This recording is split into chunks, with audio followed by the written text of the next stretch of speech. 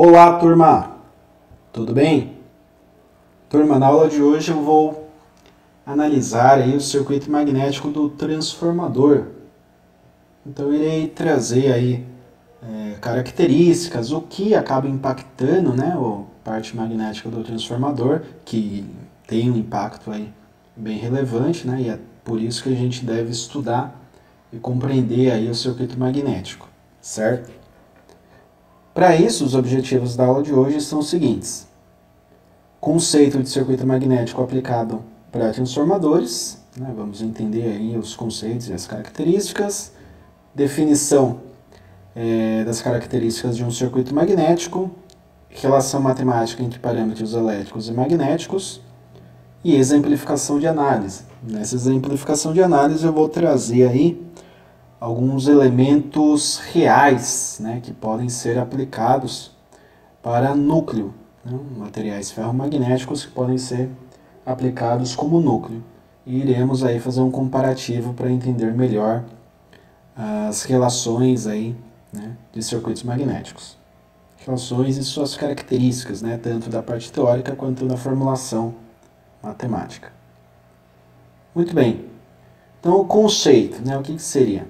Nós temos que, na aplicação aí, né, para transformadores, temos um conceito que é a lei de Ampère, né? A lei de Ampère, ela correlaciona a corrente de alimentação e o número de espiras com a intensidade do campo magnético pelo comprimento de um material ferromagnético. Tá?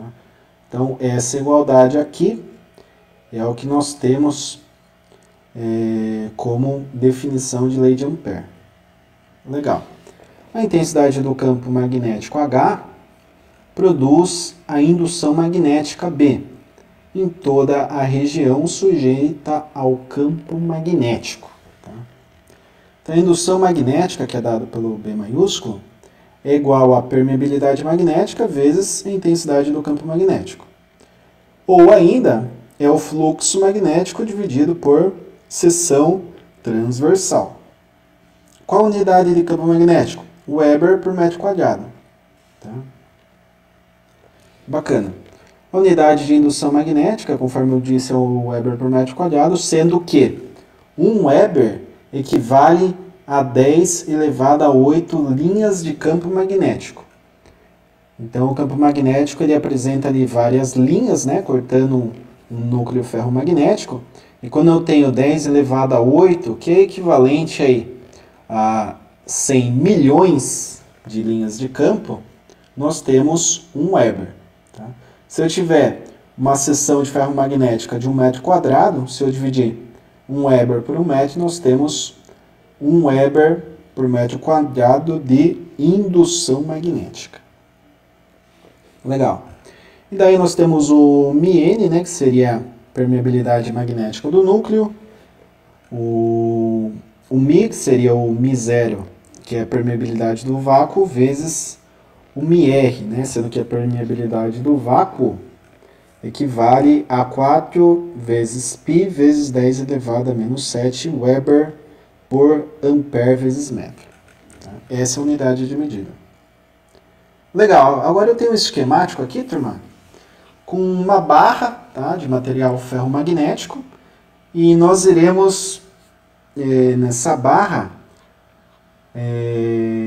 adotando como premissa que ela é uma barra com uma boa condução aí, né, para campo magnético, temos que analisar o seguinte, ó, primeiramente, a seção, tá, então, qual que é essa área, qual que é essa seção aqui, né, porque isso acaba impactando aqui na fórmula da indução magnética.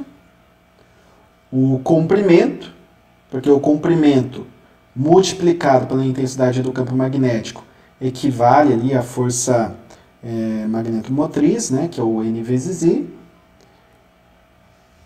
O polo norte e polo sul, que pode ser definido de certa forma aqui, né, como o ímã, e traz aí a característica da intensidade do campo magnético. Né? Então, eu tenho o polo norte, de onde saem as linhas, polo sul, por onde chegou a linha. As linhas, né? Quais linhas? Linhas de campo magnético. Tá?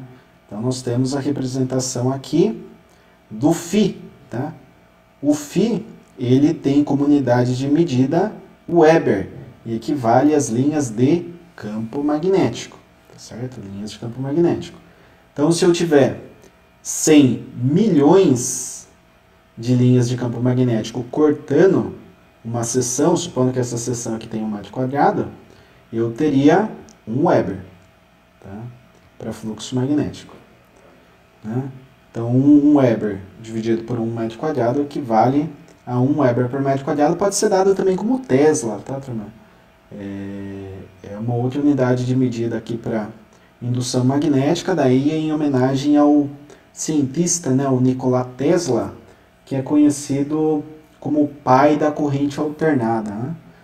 Porque máquinas de indução, né, máquinas de indução magnética, trouxeram aí para nós um benefício muito grande, né, em termos aí de geração, transmissão de energia, aplicações industriais, enfim. Então, a indução magnética tem como unidade de medida Weber por metro quadrado ou ainda Tesla, tá certo? Muito bem. Falando agora das relações matemáticas, nós temos aqui um circuito magnético simplificado. Perceba que eu coloquei só uma bobina no primário, tá? Essa bobina, quando injeta uma corrente, faz circular aqui nesse núcleo um fluxo, né? Um fluxo magnético. E daí nós temos o caminho do fluxo, né? Que é o comprimento, e nós temos a seção, né? Desse núcleo. Tendo esses dados, nós podemos partir para o modelo matemático, né? Pela lei de Ampère, a força magnetomotriz é igual à intensidade de campo magnético vezes comprimento, né? Esse comprimento aqui do caminho médio. Legal. Pela lei de Ampère, pode se isolar, né? O H, ó, matematicamente, o L está multiplicando, passa dividindo e chega nisso daqui. Apenas mexendo, né, na formulinha. Agora, o campo magnético ele pode ser dado de duas formas, né? Intensidade vezes permeabilidade magnética ou ainda fluxo magnético dividido pela seção do material ferromagnético. Legal. Agora, se eu sei que o H vale isso daqui, eu posso substituir na fórmula do campo magnético. E eu posso aqui isolar o fluxo magnético, já que a seção está dividida, eu passo para o outro lado multiplicando. Muito bem, fiz isso para o fluxo magnético e substituí o H na fórmula do campo magnético. Cheguei nisso daqui. Agora, como eu tenho indução magnética aqui, eu posso substituir o B por B, né? B é igual a B. Tá? Então, isso daqui vai vir no lugar do B. Portanto, fluxo magnético equivale aqui a corrente, né, vezes o número de espiras dividido pelo caminho médio, que multiplica a permeabilidade vezes seção do núcleo ferromagnético.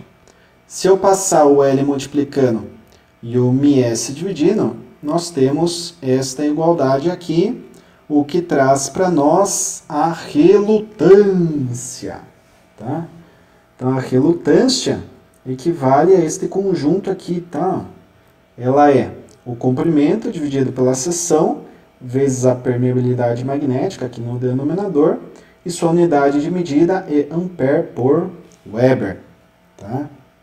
Então, perceba, é um circuito magnético que é alimentado em ampere, né, por corrente, e é percorrido por Weber, fluxo magnético, né, linhas de campo que ficam cortando aqui esse núcleo ferromagnético.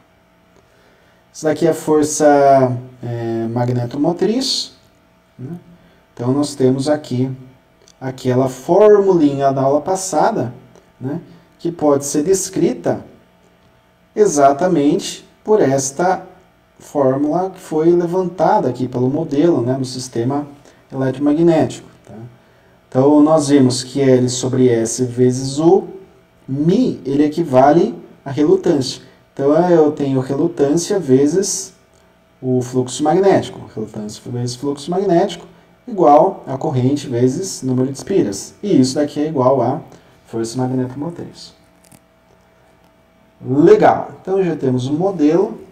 Agora, nós podemos partir mais para a prática, né? Entender de forma pouco mais prática trabalhando aí com os materiais.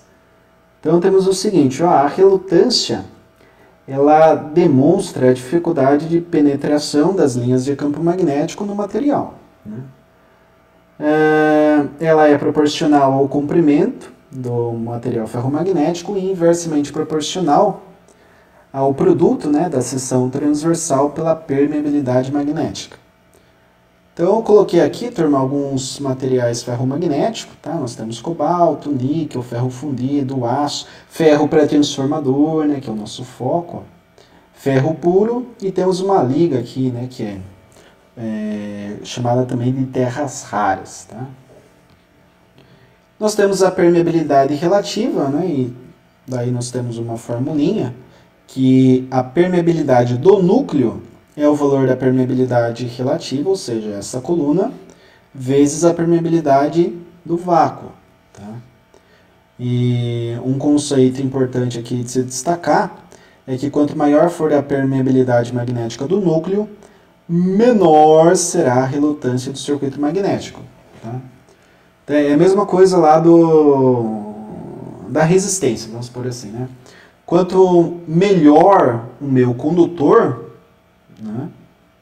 Se eu pegar, por exemplo, um pedaço de madeira e tentar aplicar um potencial, não vai circular praticamente nenhuma corrente, né? Porque é um mau condutor. Agora, se eu pegar cobre e alimentar, eu fecho curto, porque ele é bom condutor, conduz muito bem, né? Então, quanto melhor o condutor elétrico, menor a sua resistência, tá? Aqui é bem parecido, tá? Então, quanto melhor for o material ferromagnético, né?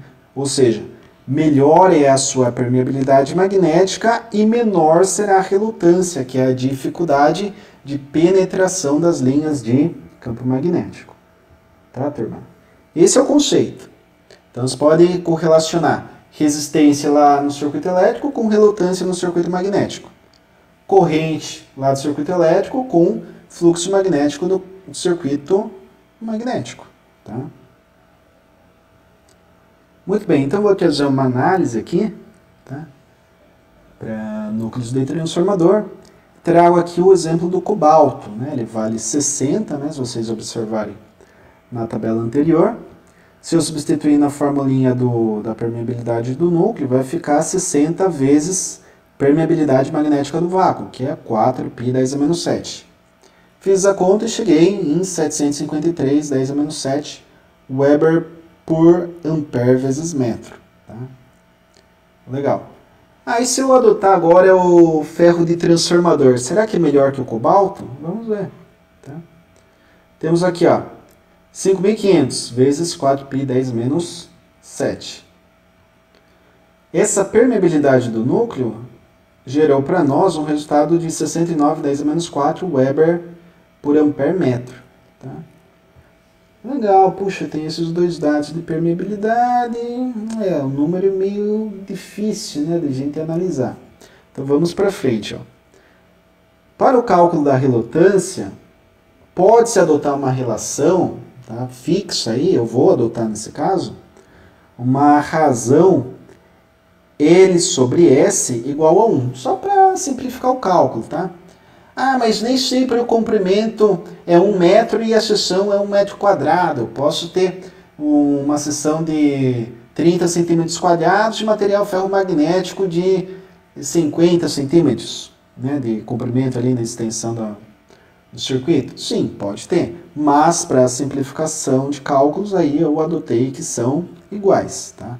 Então L sobre S igual a 1. Muito bem. Então como que ficaria relutância do cobalto? Simples, ó.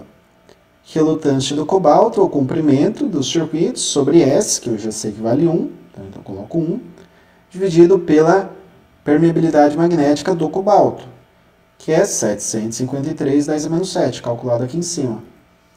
Gera para nós uma relutância de 13.000 ampere por Weber.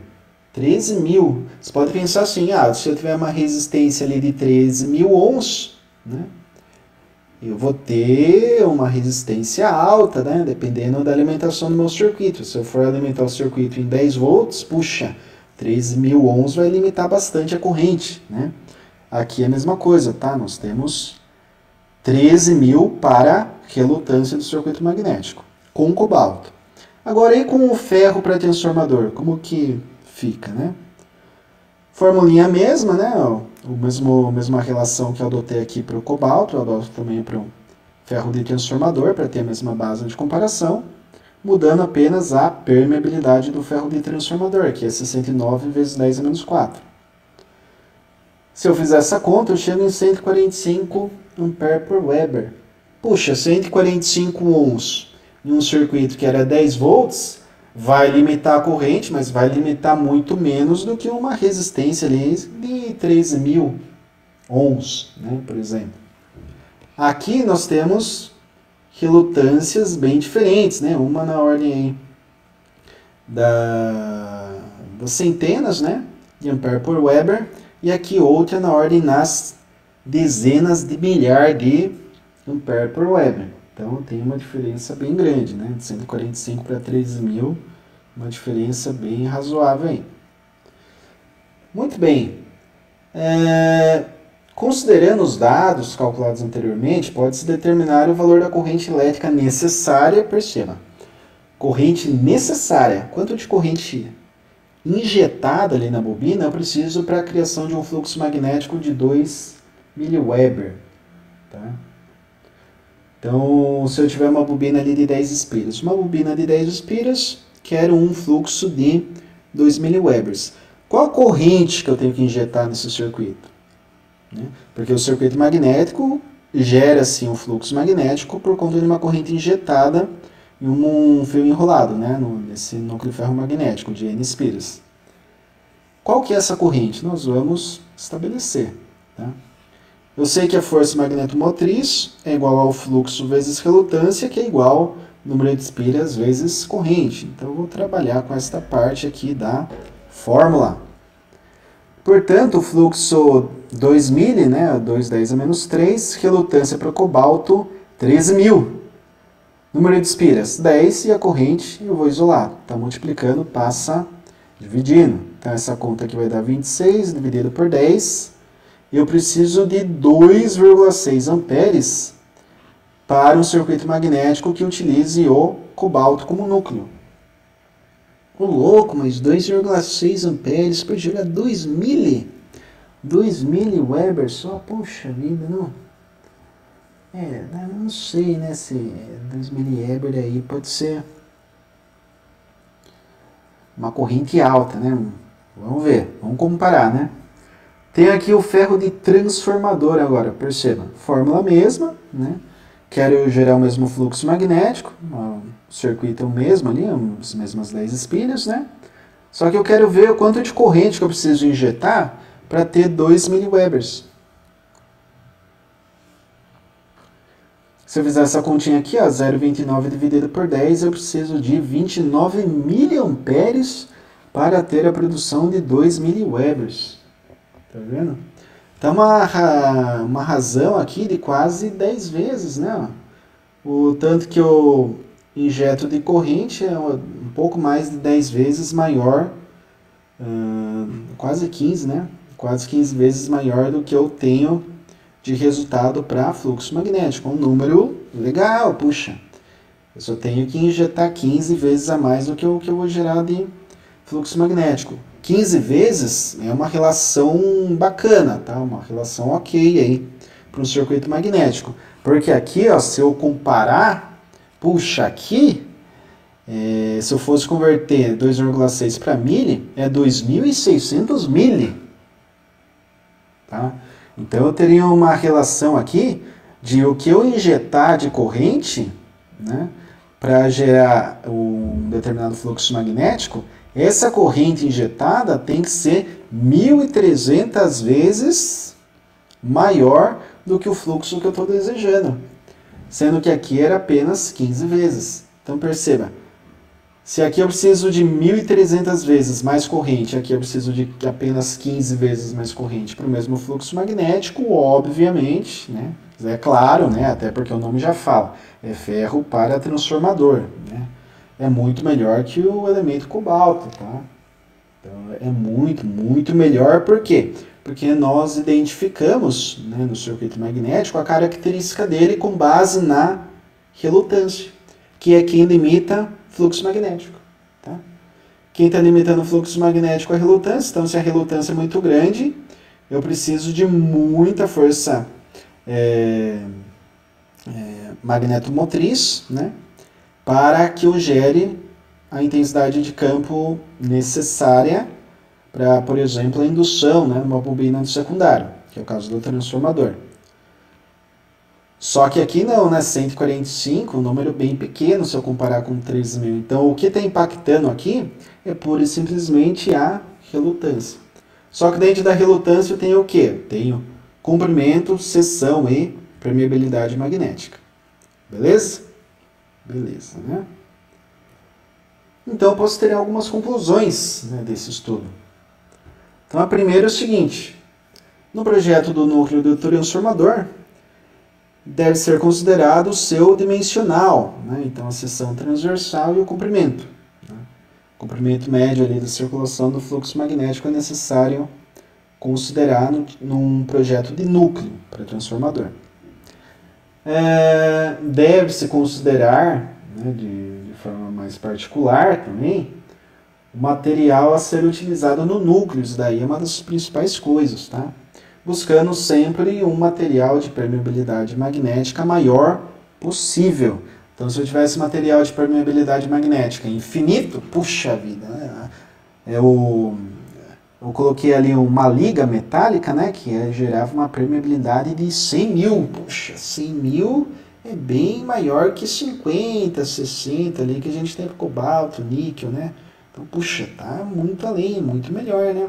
Mas também é mais caro, então você tem que ter aquela relação custo-benefício. Puxa, eu posso implementar essa liga nos transformadores? Aí é uma liga cara, né? Se você for confeccionar aí, vai sair bem custoso, né? Daí, será que o custo-benefício na venda do transformador eu consigo repassar para o cliente? Muitas vezes não. Ah, mas eu tenho estado da arte, um estudo aqui que demonstra que essa liga é muito melhor. Tá, mas é muito mais cara. Então você tem que buscar ali um meio termo, e por isso que tem ali o ferro pré-transformador, né, com uma permeabilidade em torno de 5.500, que é uma permeabilidade bem razoável aí para aplicações práticas, tá? Por fim, pode-se notar que com relutância menor, a menor exigência de corrente da fonte de alimentação, lá na parte do circuito elétrico, né, para a criação da mesma intensidade de campo magnético. Tá? Então, se eu quero produzir ali um fluxo magnético, vamos pôr ali de 5 mili, para um caso eu preciso de 5 amperes. Para outro caso eu preciso de 100 mili. Puxa, né? Qual o melhor caso? Pô, o caso que eu preciso de 100 mA é muito melhor, estou gastando menos energia e minha máquina está funcionando da mesma forma. Então, essa relação, esse custo-benefício, deve ser levado em consideração aí quando se vai desenvolver aí um projeto para núcleo, tá? Núcleo do transformador. Beleza, turma? Espero que tenha ficado claro aí os conceitos dessa aula, né? Uma parte interessante, né? Normalmente vocês estudam bastante aí circuitos elétricos, corrente contínua, alternada. Essa parte de circuito magnético é meio que deixada de lado, mas é importante para que a gente entenda o conceito de transformadores e máquinas, né? Porque no transformador tem o núcleo, mas na máquina também tem o núcleo, né? Porque ela funciona através de um campo magnético girante, conforme a gente vai estudar mais para frente. Talvez não consiga me aprofundar tanto na parte de máquinas, né? Até por questão do tempo, a gente está trabalhando à distância aqui, né? Então acabo tendo que passar um pouco mais rápido. Mas esse conceito aqui de relutância de circuito magnético, ele já engloba tanto a parte de transformadores, quanto a parte aí de máquinas de corrente contínua e corrente alternada, tá? Porque elas precisam de um núcleo ferromagnético bom, tá? Para que gere ali as linhas de campo, e essas linhas de campo, internamente ali, com corrente alternada, no caso do motor de indução, por exemplo, vai gerar o torque, né? E começa a arrastar ali o rotor da máquina e ela parte, né? Começa a girar ali no sentido horário, sentido anti-horário, a gente pode fazer reversão em comandos, né? Nós vamos estudar isso daí nas próximas aulas. Beleza? Por hoje é isso. Espero que tenha ficado bem claro aí o conceito, né? O core da aula de hoje. E qualquer dúvida, mande lá no Microsoft Teams, via áudio, chat, manda texto, ou participe ainda das reuniões de dúvidas, né? Às vezes estou com a reunião aberta, não aparece ninguém, eu estou disponível, né? Ah, não tenho dúvida, fiz atividade MB, tudo bem, tive um B, uma menção boa, né? Mas eu estou disponível. Se você está online, puxa, não entendi. Então a gente pergunta, né? Já que está lá mesmo, aproveita o tempo para aprender aí de forma mais consistente. Certo? Grato a todos pela atenção. Bons estudos. Até!